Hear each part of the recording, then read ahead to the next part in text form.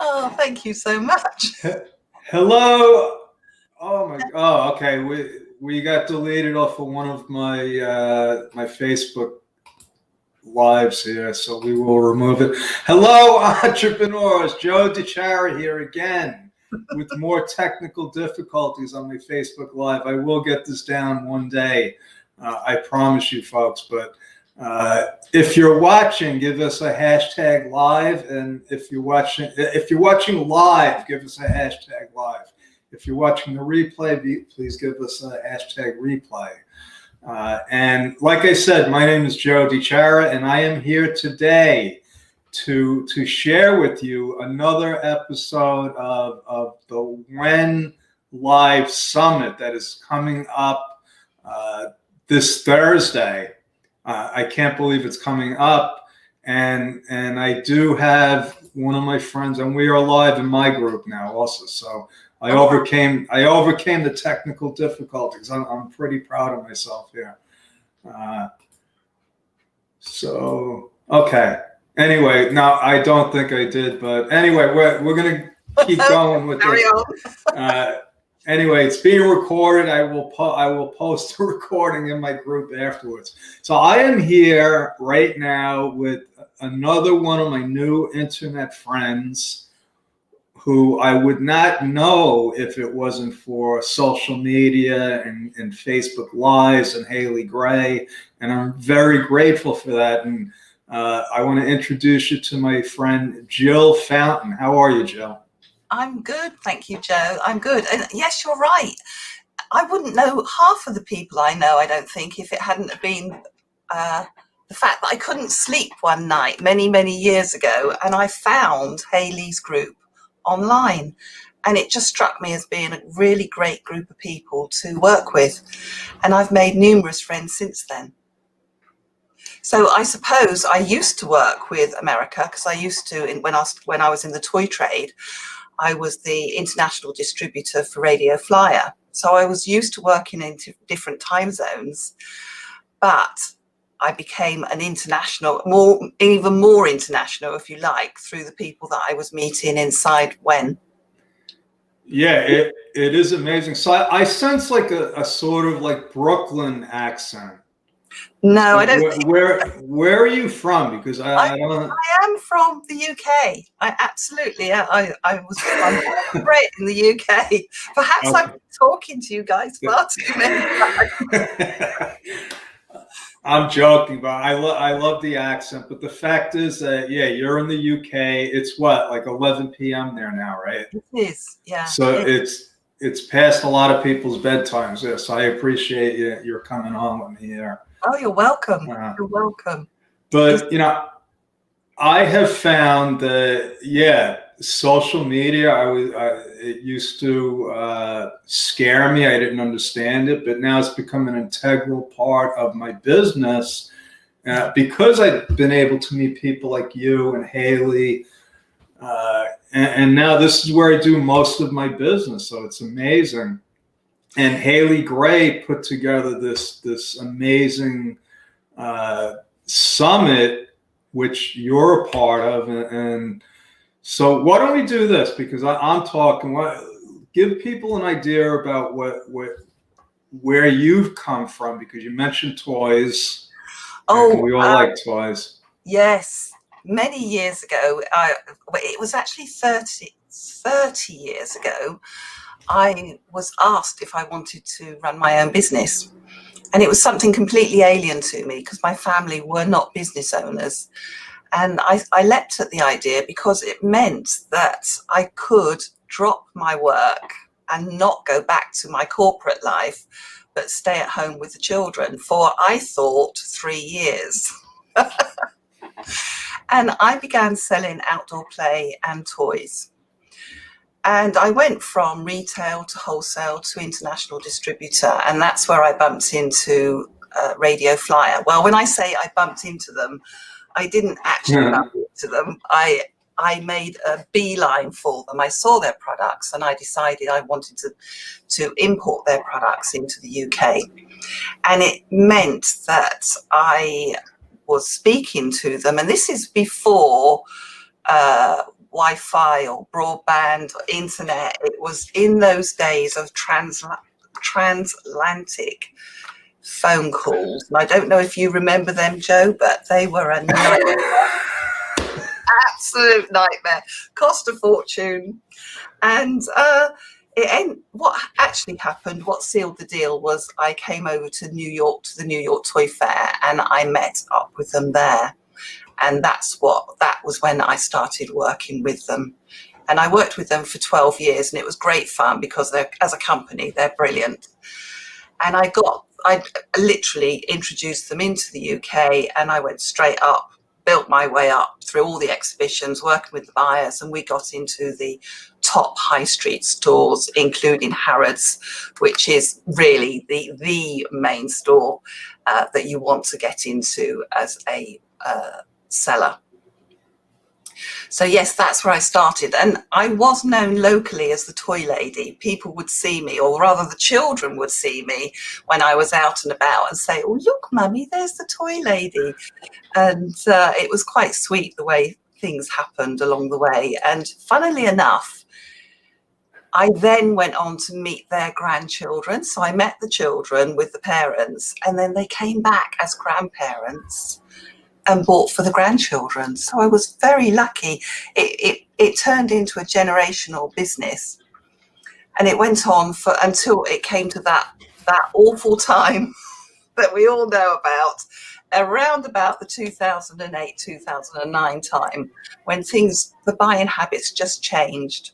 And at that point, I went to my warehouse and I looked at floors and floors of toys and thought, we're going to have to do something about this.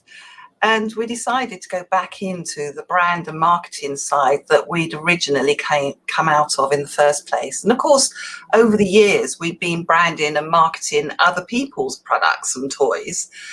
And we just decided that we would market overall, not just the toy trade. And that's how we came into being 38 Partnership, branding and marketing. Right.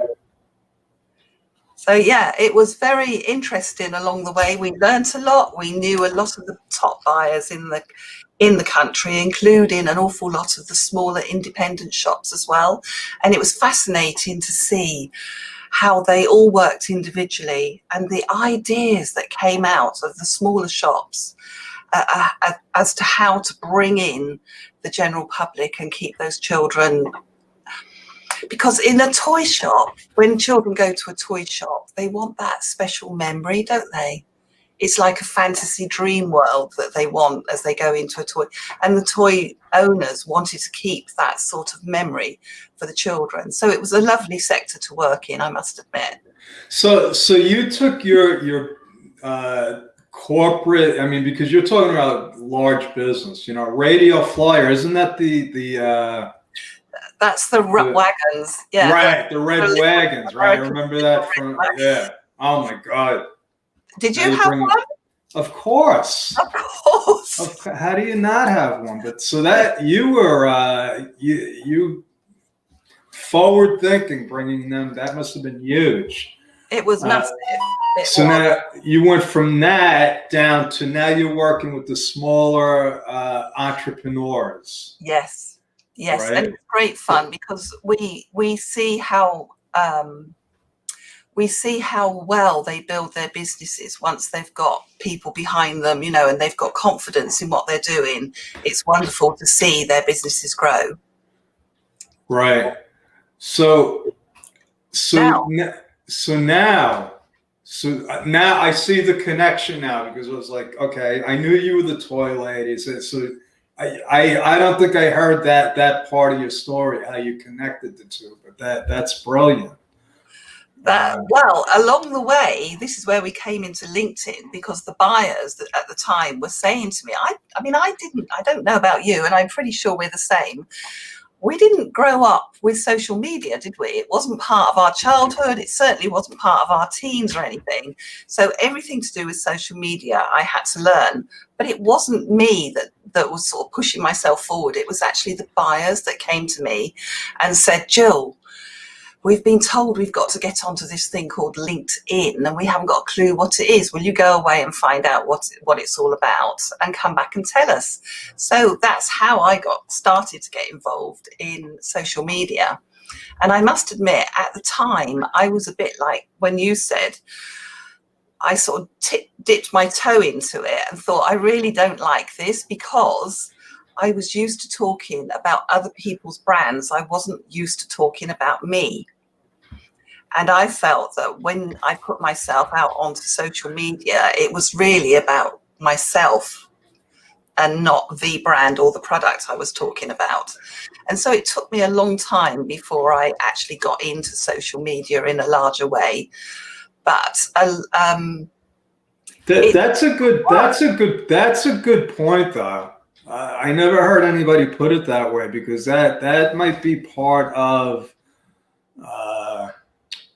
people's hesitancy or whatever to get into it, because it's sort of like you're in the spotlight, right? It's not what you're doing for your client. Is that what you're saying? That's exactly it. You can hide behind your brand or your company name or anything you want. You can hide behind it, but actually when you have to put your photo on, you have to be out there. And if you're the sort of person that doesn't want to show your face and you want to keep hidden, then social media probably is quite a hard place to be. And I know some very, very good, highly skilled people that know their business from absolutely all the way through, and they do not like going on social media because they feel they will be judged. And I've said to them, but you're excellent at your job. You know your profession inside out. Why are you worried about putting your photograph or your image on your account? And they just shy away from it. And it's funny because I had my friend John Limbacher do a training today in my mastermind group, and he said something that really rings true, which he said, whatever happened, like you were talking about before social media, and I remember those tele things. Yes. I remember getting the first fax machine. We were looking at it like nobody wanted to touch it. Yes. What if it does something? Yeah. But what he said is anything that's happened in the physical world, it's the same thing in the online world. Yeah. So, and you were saying about, and I'm thinking, no, social media for me was going out in the street corner. That's where I met my friends. Yeah. Was social. And, if you stayed in your house, you didn't meet anybody. No. You go to school, you meet, whatever you have. But then the social stuff where, you start having fun is and you got to show your face. Yeah. It's the same thing, right? It is the same thing. But obviously we can show our faces internationally now. Oh, my God. Yeah. And that's how your audience expands out. As you get into different groups and you work with different people, and suddenly you start having conversations, perhaps in private messaging, Facebook messaging, and you get to know them. And before you know it, you're buying from them, they're buying from you. And you actually have real friends.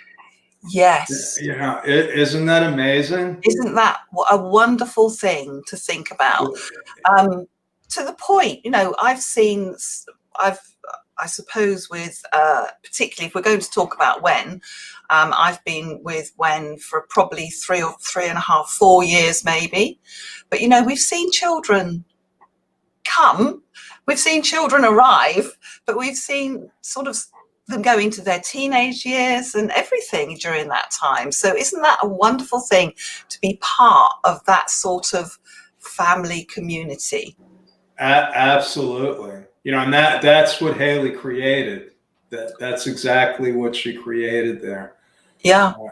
Yeah. And like you, I have my VA she was with Wen like right in the very beginning, and she's like, she sees like Haley's growth and all of these people. Yeah, So it is.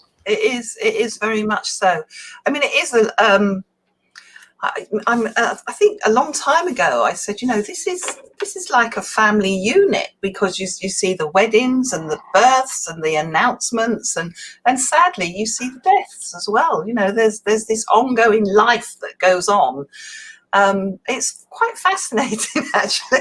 So I'd like to bring out a teaching moment here that you just I don't know if you did it by design but you did something that was brilliant. And again, that's what my friend John was talking about it today. And he teaches us about the way you designed your business. You didn't go out and say, oh, I'm going to be a LinkedIn expert, and then it's like your customers basically told you what they wanted. Yes. And that is brilliant. And that's really how most things happen. I've just actually launched another service for coaches, but it was because the people that I were meeting were coaches, and they asked, you see a gap where people are saying to you, I really don't know how to do this. And once that's happened about 12 times or 6 times, you start to think, hang on a minute, I know how to do this. I should be training them or teaching them or showing them, giving them webinars or something that will help them get that next step up the ladder, so that they can grow their own businesses.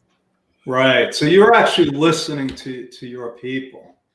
Yes, we do. We listen a lot. Because it is about identifying those gaps, isn't it? And trying to help people. And if we've got a skill that we know about, why not pop it onto the next person and help them grow their business? Yeah. I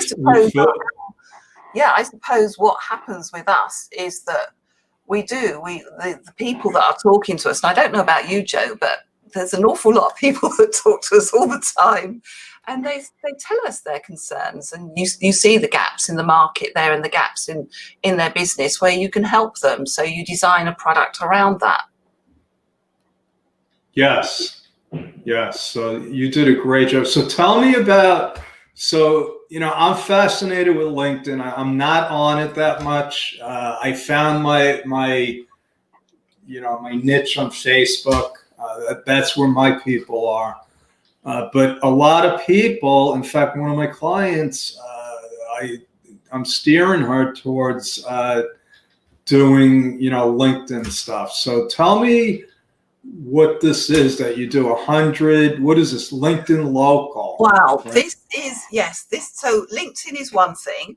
That's a business platform. And I must admit, there is an enormous potential to not only meet new people on LinkedIn, but to gain real business on LinkedIn. LinkedIn Local is a networking group that came out of people that were on LinkedIn, and they wanted to have that face-to-face connection to the people that they were already connected to on LinkedIn. So they called it LinkedIn Local because the idea was that the networking groups would be held in the local communities, in different towns in the country. It started off in Australia, and it was purely a response to one person wanting to meet the people that she had connected to on LinkedIn. And she arranged a meeting in Australia, this was, and there were so many people turn up. It just sort of grew and grew, and before she knew it, she had other people from different areas, so America, the UK, and I can't remember the other one, but anyway, there was 4 people that were interested in starting the same sort of group in their different countries. And again, other people came, other people heard about it, and the whole thing expanded. And before we all knew it, we were gathering people in on a monthly or weekly basis. They were networking, they were meeting people that they may be already connected to on LinkedIn, but everybody brought their different friends. So you might go to a meeting where 2 of your connections were there, but then another 10 connections were from other people's connections. So yeah, it grew and grew and grew. And what I really liked about it was that there was a huge teamwork spirit about growing this type of group. Any money that came in, any net profits that came in went for charities. So you tick the charity box, you tick the connections and the build, know and trust relationships that you can build. And it was a nice get together to have on a monthly or a weekly basis. So it was a win-win situation all the way round. So, okay.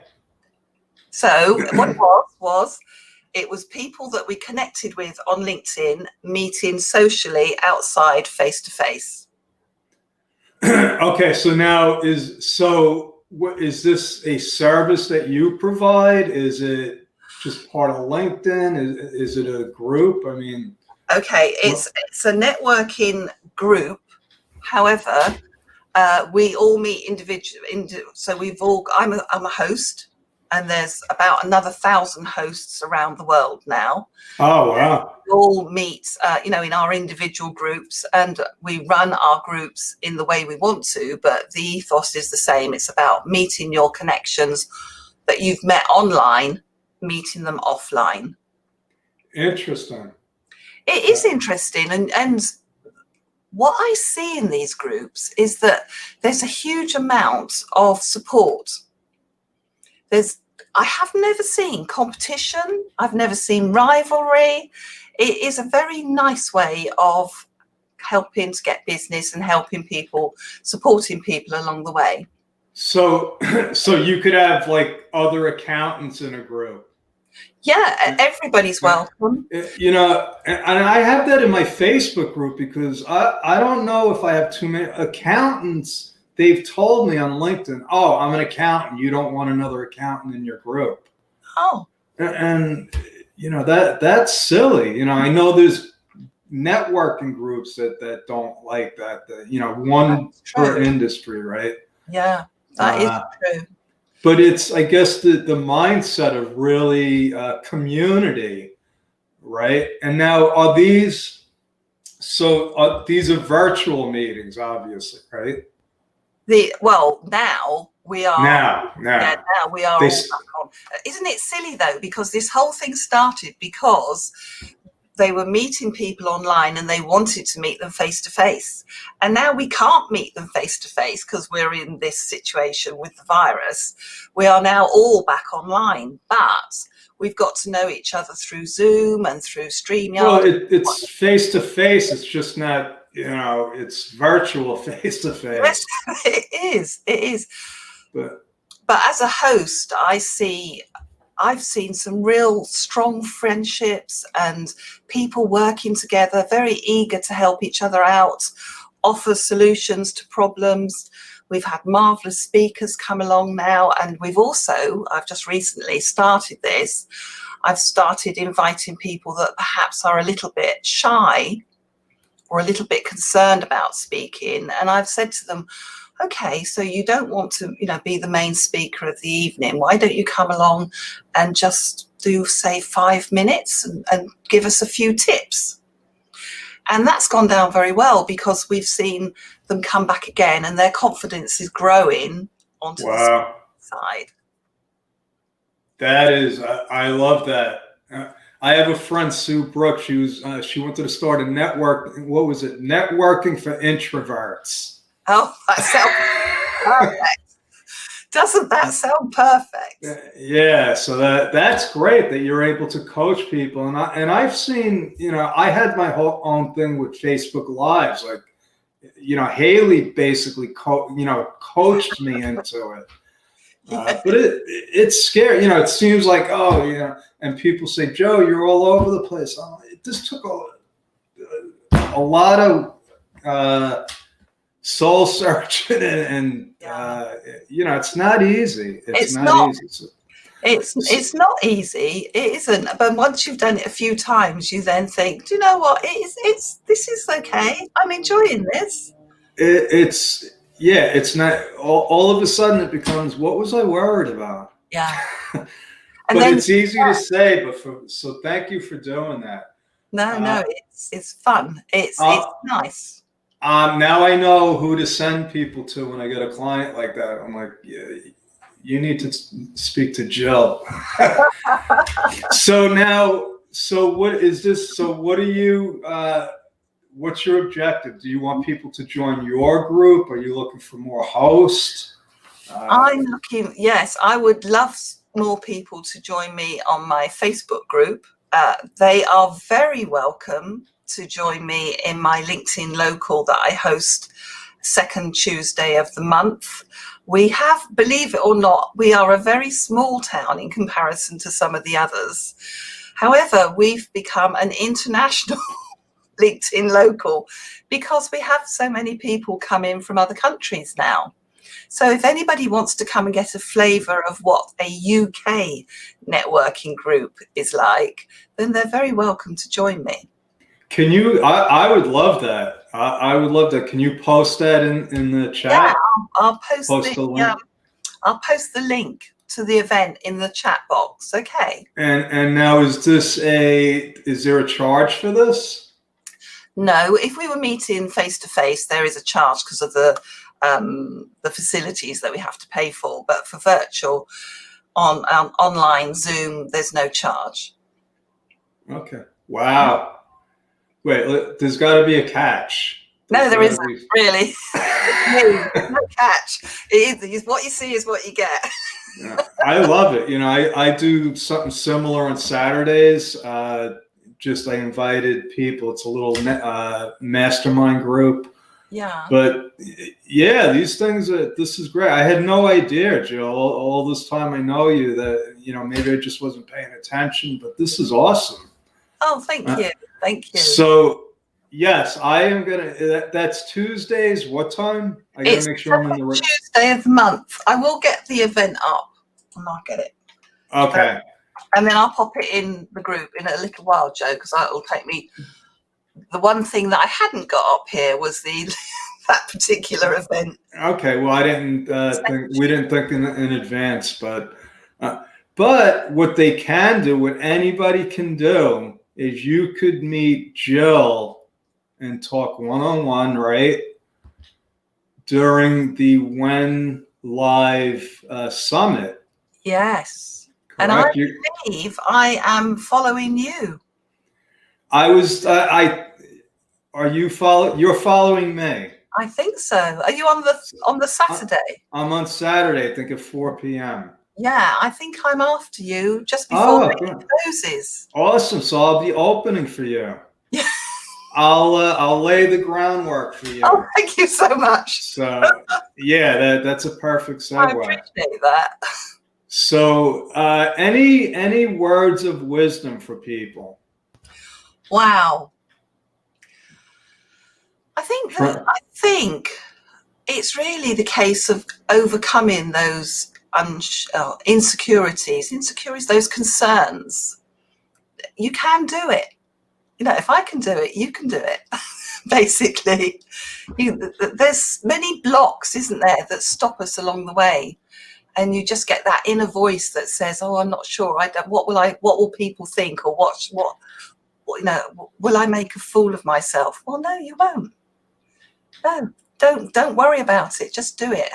Ask some friends to help you if need be. Go into a smaller group if you want to. But just start out and do whatever you want to do, and you'll find it'll work. That is great advice.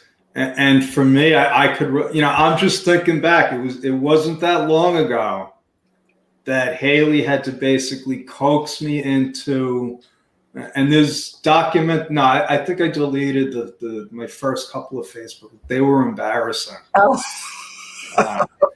But if you want a little secret, what I decided was, that inner voice. I said, "What if I make a fool of myself?"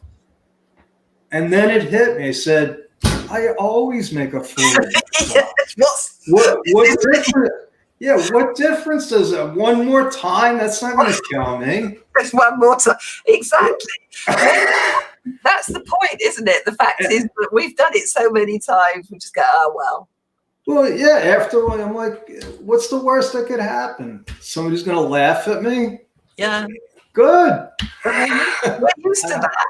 So, yes. So, anyway, this has been awesome, Jill. Thank you so much. It's funny when I interview people, it's like I get this adrenaline, like, oh my God, I can't believe I just learned all this. Oh, wow. All this information, and now I know more about you, and I hope other people will, reach out to you. And if besides the when thing, how could they connect with you? Well, I do run the Facebook group Building Tomorrow Today with 38 Partnership. So Okay. But Facebook Messenger, anybody, if they're going to be on Facebook, if they'd like to Facebook message me, then that would be great. Okay. Awesome. Thanks so much, Joe. It's been a real pleasure. Yes, and I will be uploading this to YouTube, so you can. Oh, really? You didn't tell me that. Of course. That's part of the deal. You didn't say that. I'll have my attorneys will be contacting your attorneys. Oh, thank you so much. But, it's all good. All right, Jill. I'll say good night, Joe. Yes, good night and God bless. Thank you, everybody. I will see you tomorrow. Thank you.